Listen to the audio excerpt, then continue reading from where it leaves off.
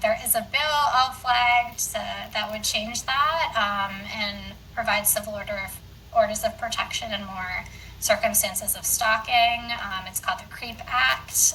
It didn't get past this session up in Albany, but it's something, advocates are working on. Ceasing Repeated and Extremely Egregious Predatory Behavior Act. And CREEP is the acronym.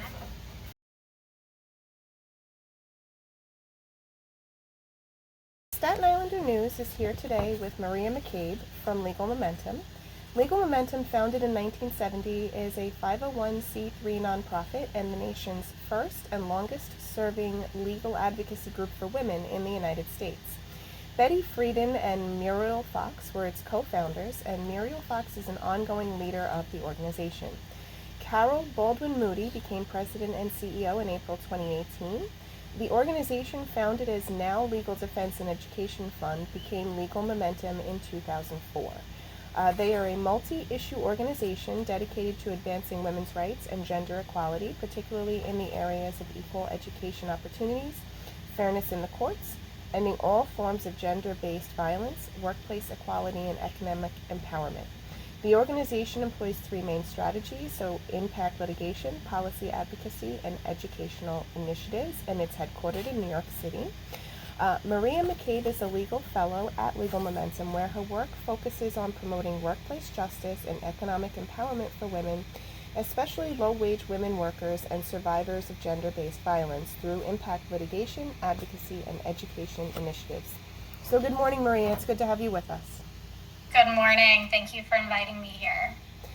So the first question, so basically our conversation today is going to be about the topics of stalking and harassment, how they're different, how they're similar, what they are, and what people can do if they think or know that it's happening to them. So the first question, kind of to introduce the topic, is what are stalking and harassment from a legal standpoint, and how do they differ from each other in terms of laws and remedies? Yeah, thank you. Again, thank you so much for inviting me here. As you mentioned, my work focuses primarily on workplace equality and economic empowerment. So I'm really going to get into this from the employment perspective and what this looks like in the workplace conduct. Or the workplace context. These terms have a criminal law meaning as well, but I don't practice criminal law, so I'm really going to focus in on the workplace here and how stalking and harassment manifest in the workplace. And then I'll just give a disclaimer that none of this is legal advice. It does not create an attorney-client relationship with anyone watching this. So harassment has a particular meaning in the workplace discrimination context. It's a form of discrimination that involves unwelcome conduct in the workplace based on protected characteristics. So people are often familiar with the term sexual harassment, and that involves unwelcome verbal or physical behavior based on gender in the workplace. And that can look like something like unwelcome sexual advances, unwanted touching or requests for sexual favors. But harassment can also be based on other protected characteristics under the anti-discrimination law, things like race or religion or sexual orientation, etc. One example of that could be the use of slurs in the workplace. The term stalking comes into the employment context because certain city and state laws protect victims of stalking at work. For example, it is illegal for an employer to discriminate against someone for being a victim of stalking in New York City under the city laws. And stalking in this context refers to a course of conduct involving things like following or repeatedly calling someone in a way that's likely to cause reasonable fear of physical harm, or causes mental or emotional harm. And that can also include repeatedly showing up at someone's place of employment or calling a place of employment in a way that causes that person to feel like their career or business is threatened. So that's just an overview, but happy to jump into more specifics from there. Oh, absolutely. So What kinds of, so you mentioned briefly that like sexual harassment can take place in the workplace, and that stalking can occur with the workplace kind of like as an accessory, whereas it's not that you're at work, it's that the person is following you, and if you were at the park they'd be following you there too, I guess, right? So like you're talking about like somebody who is being stalked by someone else, and but the stalking involves at their place of work. Does stalking and harassment kind of also cover like gossiping about someone or making up stories about them or saying that they didn't do their work? Does it uh, often happen with coworkers in that sense, or is that not something that you see a lot? Um, so I would say it depends, right? We have people contact us all the time who feel like they are being treated unfairly at work, in some way or another. But ultimately, something isn't harassment, in terms of workplace harassment as a form of discrimination unless it's based in a protected characteristic. So unless there's that tie to sex or to race or some other protected class in that way. So I think there are absolutely examples where, um, something that may look like gossip, ultimately is based on sex and rises to the level of being, and rises to the level of being serious enough that it affects that person's workplace. It affects, what the workplace looks like for them, and that could be a form of sexual um, sex discrimination or sexual harassment. But also, if something is doesn't have that tie to a protected characteristic, it may not be a form of discrimination. Does that make sense? Yes. Mm-hmm. So when we were talking about like harassment and stalking, are there other kinds of harassment and stalking that can take place in the workplace that are not actual sexual harassment from like a boss to like like to their employee? Like, are there other kinds of stalking and harassment that go on in the workplace that would still either rise to the level of this or kind of be a part of a larger picture of being stalked and harassed? Absolutely. So harassment can come from a supervisor, but it can also come from a coworker or a client or a customer or another non-employee. Um, and so in terms of stalking, one thing that we have found is really common is for non-employees who may be someone's intimate partner to stalk that person at the work. It's really common for victims of domestic violence to experience that their abusers try to interfere with their workplace in various ways. And that could look like stalking someone at work, calling someone repeatedly at work, for example, or following them to and from work. Um, and that, or, someone may experience stalking by a professional acquaintance or someone they meet at work. Or, someone who found them online could then show up to their workplace. This can really manifest in different ways, and the employer's responsibility and how the employer responds can be different depending on the context. But any of that can be a form of sexual harassment or can create a hostile work environment. Okay.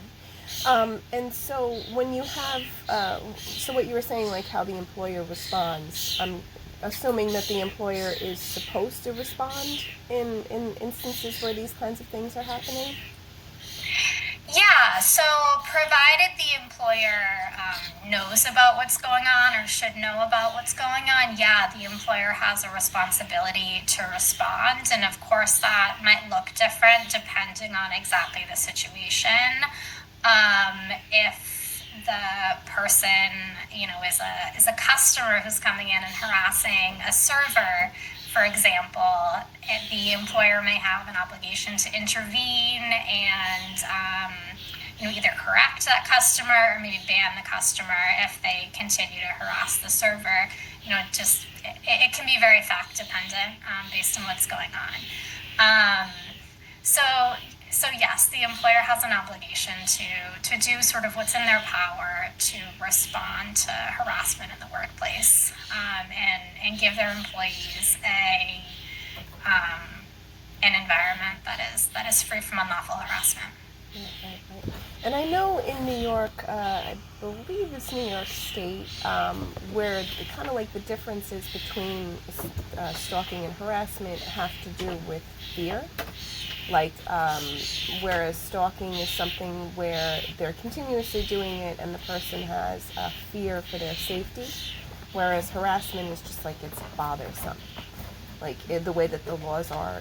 Sorry, go ahead. You can correct me if I'm wrong. Maybe I read that totally off. No, so I think something that's a little bit tricky here is that harassment comes into the law in different ways. So I believe you might be referring to the criminal law, which again is sort of beyond my area of expertise. Harassment has this particular meaning when it comes to sort of the workplace and employment discrimination, and the employer's responsibility. So in general, like an employer wouldn't be doing something considered stalking someone. They would be doing something that's harassing someone, whereas the stalking aspect would come in like from outside. Like someone outside of that person is then stalking them at work, is then calling them 50 times while they're at their job, they're passing by their desk or something like that. Whereas the harassment would actually be going on, is more common in the workplace itself. Yeah. So when we're talking sort of about, or when we're thinking about the laws that protect employees, we think about harassment as something that affects that person's working environment. And that could be coming from a boss, it could be coming from a coworker, or it could be coming from someone who doesn't work there but is doing something that impacts the working environment that the employer, should be doing something about but is not doing. In terms of stalking, that's something that comes into the employment laws. Yes, when someone generally outside the workplace is stalking the person, and then there are certain laws that protect that person within the workplace. For example, protect them from discrimination. And they're also, under the city law, victims of stalking are entitled for reasonable accommodations in the workplace. I think what is slightly confusing is the terms stalking and harassment also have criminal law meanings, and so harassment has a criminal law meaning that is different than the employment law meaning. As well, but just sort of focusing on the workplace, I think those are the key sort of differences in the way those two terms come in. Okay. And in what ways must an employer accommodate an individual who has been or is being either harassed or stalked? So if you could kind of go into the harassment from other employees and then somebody who's being stalked from the outside, like what is what is an employer obligated to do? Yeah, absolutely. So I'll start with stalking, actually. So someone who is experiencing stalking, is a victim of stalking, under the New York City law specifically, they have the right to request a reasonable accommodation from their employer. And that could look like asking for something like time off when they need time off to go to court, or perhaps asking for work from home, or asking the employer to add locks or some other sort of safety mechanism to make them safer in the workplace. Exactly what that looked like can really depend on the situation and the safety need. But then a key point also is that the accommodation must be reasonable, which means it can't pose an undue hardship on the employer, which is like an undue difficulty or expense based on the request and the size of the employer and how much money it has. So that can sort of also depend on the circumstances. In terms of harassment, employees should know that if they're experiencing sexual harassment at work, or another form of harassment based on a protected characteristic, and they bring that to their employer should respond by investigating that and taking corrective action if appropriate, addressing the situation, whatever it is. And the law also forbids the employer from retaliating against that employee for bringing forward that allegation. And what are some of the legal remedies available to people who are being harassed at work? So if the employer doesn't do anything and they start coming to you guys, like, what are the legal remedies that are available to them? Yeah, so we do always tell people, or in general, it makes sense for people to go first to their employer or manager or HR. If that doesn't work, then yes, they may have remedies against the employer.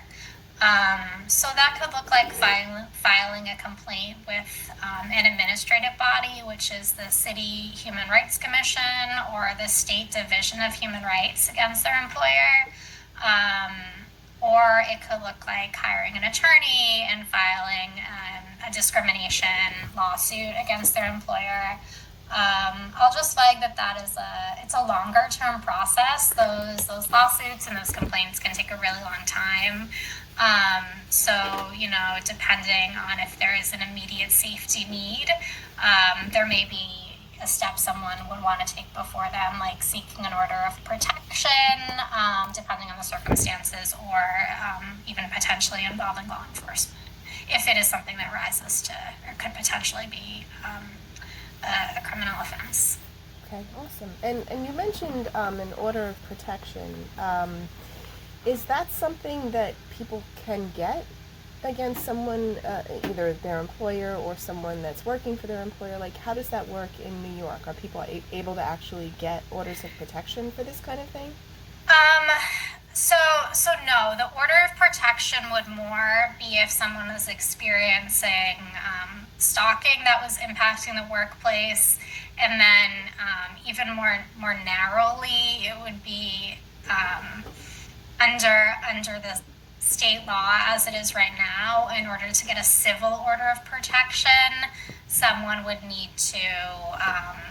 That's only possible for a civil order of protection when it's a situation of domestic violence, that is stalking by either a family member or a spouse or former spouse or intimate partner. So a civil order of protection is available in those circumstances. In other circumstances, for example, stalking by a stranger or acquaintance, in New York, folks do need to would have to go through the criminal process to get an order of protection in the criminal process, which can be slower, and you have to file a police report and go through the criminal process steps. There is a bill all flagged that would change that and provide civil orders of protection in more circumstances of stalking. It's called the CREEP Act. It didn't get past this session up in Albany, but it's something advocates are working on. That's very interesting that you mentioned that. Thank you so much. I've never heard of that before. Yeah. It is the Ceasing Repeated and Extremely Egregious Predatory Behavior Act. And CREEP is the acronym. Oh, awesome. Okay, and that's in the Assembly? I guess you said in New York State, right? Yeah, it's in New York State. Oh, fantastic. Okay. That would definitely be helpful for people who are experiencing these kinds of things, especially considering the fact that, from what you said, if you wanted to get a civil order of protection, you can only get that if it's a domestic situation. And if you wanted to get a criminal order of protection, you literally have to get the person arrested. Like, it has to rise to criminal prosecution and all of that kind of stuff, which I'm sure in most instances it doesn't happen because they kind of stay under that legal, they know what's legal and what they can do and what would rise to getting them arrested and stuff like that. Yeah, I mean, there are definitely instances of workplace harassment that are not that maybe don't rise to the criminal level. We absolutely see instances of workplace harassing that do. Lots of people have talk to me about experiences of being groped in the workplace, for example. And forcible touching is a criminal offense. But of course, also people don't necessarily want to go to the police. They don't necessarily want to have to go through the criminal justice process to be safe. So it is important there are other remedies as well. Right, right. And presumably if someone when someone is groped at work, they can't then assault the person to make it stop. Because, like, that would be illegal, too. I wouldn't advise that, no. I mean, So, you should be able to go to your employer, of course, in that circumstance. But we know employers don't always respond correctly. right, right, right. So, what are some of the, you kind of talked about what the accommodations must be, but what are some of the legal remedies available to people who are being harassed at work, especially if the employer doesn't do anything? Yeah. So I mentioned earlier, people can file a complaint with the Civil Rights Commission or the State Division of Human Rights against the employer, or file a lawsuit. And then that complaint or lawsuit, you could be looking for different things. Some people want money damages based on the emotional distress that they've suffered. Some people lose a job, and then they may want, or lose the job because they complain, and then the employer fires them for complaining. They may want lost wages, or they may even want to be reinstated to the job. And then also some people may ask for, or sometimes the commission may impose the employer having to update their policies or do training or something like that. So those are some of the remedies that someone may seek, albeit there's generally a longer time frame for those. Okay. And are these similar to, or it seems like they're a little bit more robust than remedies available to people that are harassed by strangers or acquaintances that they do not work for or with? And we kind of already talked about some of the remedies that are and are not available to non-workplace and non-domestic harassment victims in New York, which is to say, go ahead, I'm sorry. Yeah, no, I mean there are different types of laws and different remedies available depending on who you're seeking accountability from, and what types of laws you're going through. So if someone is experiencing harassment if someone is being stalked by a stranger, or they're being harassed by a customer, and that's affecting the workplace, the employer has the employer does have a responsibility to respond, and if they don't, there's potentially a remedy against the employer. In terms of a remedy against the individuals involved, that wouldn't necessarily be under the employment law, and it wouldn't necessarily be under you wouldn't necessarily be able to get a civil order of protection either, but that is where the criminal justice system may come in, or the person may want to consult a civil attorney as to whether there's some other action they could take. But it can just really depend on the circumstances. Right, right. And then, what is the most important when you're dealing with harassment in terms of like documenting or proving it from a legal point of view? If, for example, you expect that your employer is not going to do anything, what kind of records, documentation would you want to have for additional steps in the process? Yeah, so we always recommend getting as much as possible in writing. Documentation can be really important.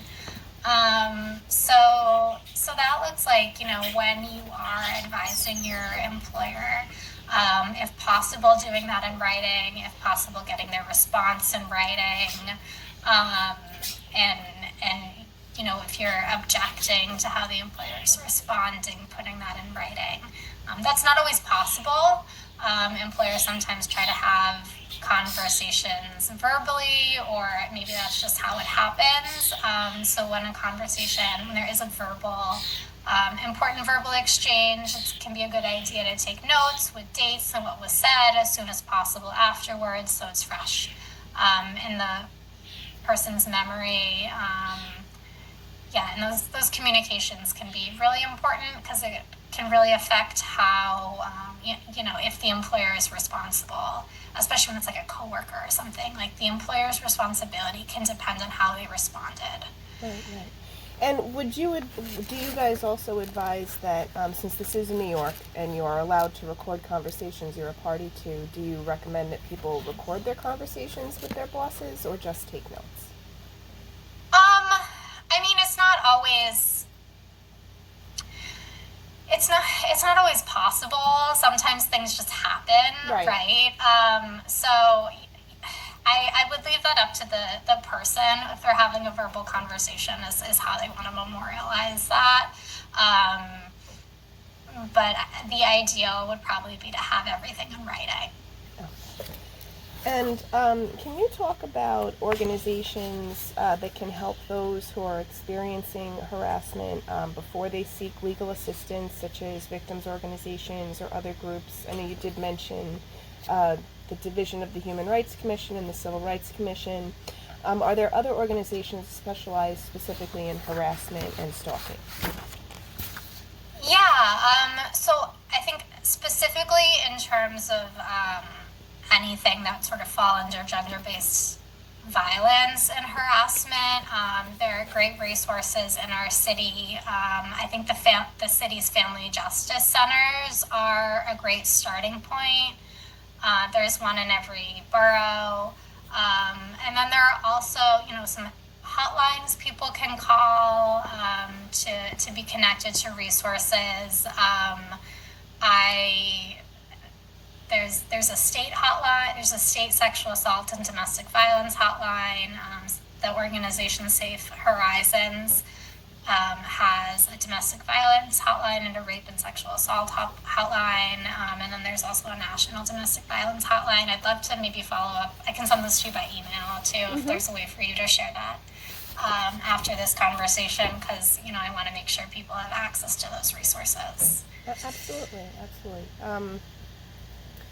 And then, what is a person's legal right with regard to revealing harassment done by an individual against them, in terms of, like, if someone is harassing them and they don't know who they are, like they're a stranger, how can they get help in identifying someone? Are they allowed to, for example, make up flyers discussing the harassment, asking for help in identification? Kind of like the same thing if you're in a work situation and you don't know who the person is who's harassing you, like maybe they're from a different department or from a different satellite office or something like that. What are the legal rights for somebody to get help from the public in identifying somebody? Oh, that's a really interesting question. I have not seen that come up, honestly. In terms of people, I haven't had it come up within our organization in terms of people experiencing anonymous harassment and trying to figure out where that's coming from. I think if that is happening in the workplace, I think the employer would probably be the best the best person to turn to first in figuring that out. But in terms of, like outside of the workplace context, I'm actually not familiar with that. I did just want to flag, though, when someone is speaking out publicly about harassment or stalking they experienced, I guess this would be less of an issue if it's anonymous because you don't know who's doing it. But it is increasingly common when they're naming someone for them to perhaps face a defamation or libel lawsuit in response. And these lawsuits are retaliatory. The purpose is often to make the person spend money. defending themselves in court. But when someone is speaking out publicly, that's something to consider, especially when you're naming um, a person with a lot of access to money and resources. I know that's a little bit different than what you were asking, but the piece about speaking out publicly made me think of that. Sure. Yeah, that makes sense because that's kind of like where I was thinking too. Was like, where does you cross the line when you are libeling or slandering someone in response to them harassing or stalking you? So it's kind of like the clash of two worlds in a sense.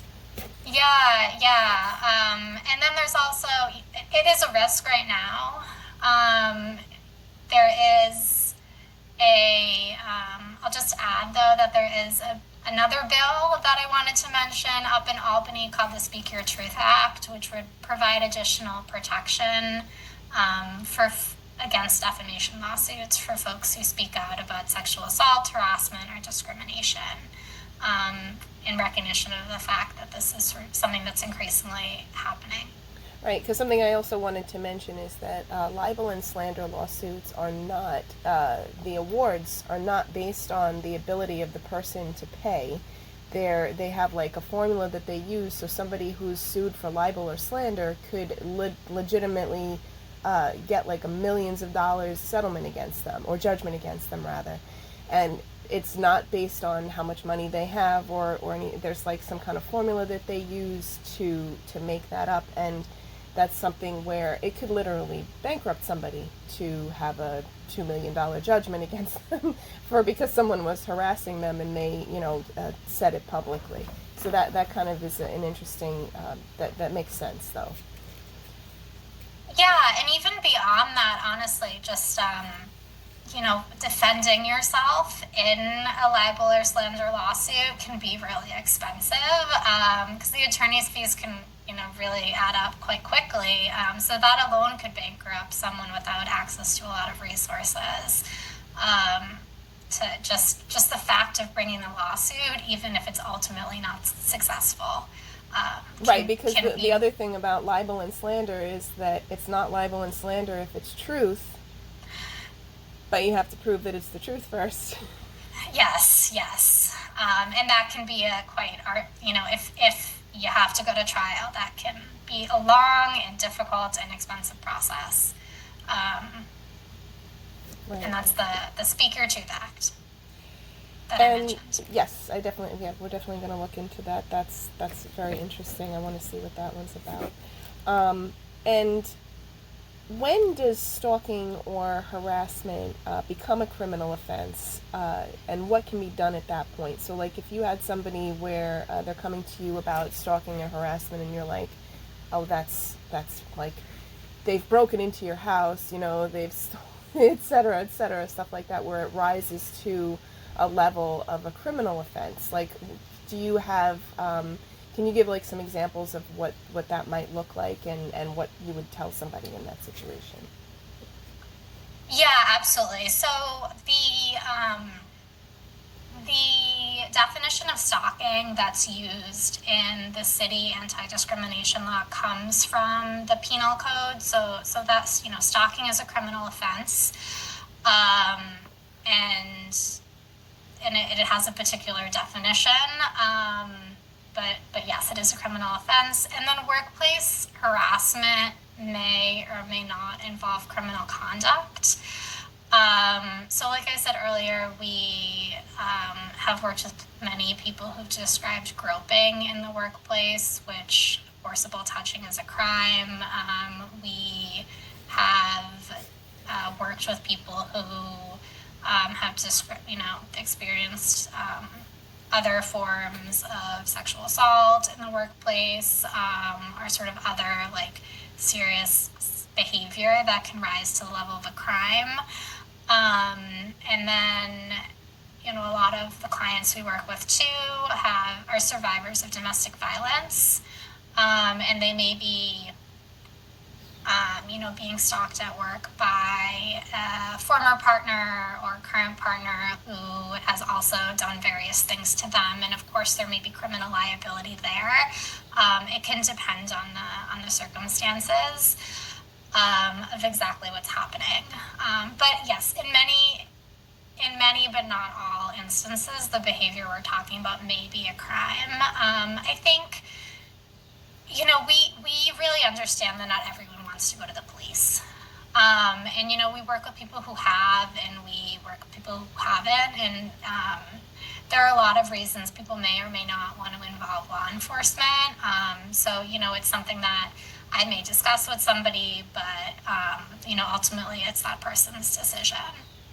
And do you find that if they don't want to involve law enforcement, does that kind of limit their options? If it is like something that's a criminal offense, and it kind of does it limit their options to not want to involve law enforcement? Like, in other words, does everything that would be in a criminal offense have to involve law enforcement in order to get a remedy? Not necessarily. And I think that um, the sexual harassment example is a good example of that. So someone who has been groped by a supervisor at work, for example, they may want to seek they may want that person to face criminal penalties, or they may decide they want to bring a sexual harassment claim, or some other sort of tort claim against the employer, seeking money damages, or some other remedy. So it just really depends on that person and what they're looking for, honestly. Some people are seeking the criminal, are seeking to hold the person responsible in the criminal justice system, and other people are looking for a different sort of remedy. And have you found in discussions with victims and survivors that there are typical mental and emotional states that they experience due to being stalked, whether short-term or long-term? And can you talk a little bit about that? Like how this affects a person's mental and emotional state to be stalked, harassed, whether it's sexual, whether it's Yeah, or and yeah, and I'm not a mental health professional. I'll right. just say that, but sort of like from my own perspective, working with clients, we see that this causes trauma, and that can manifest differently in different people.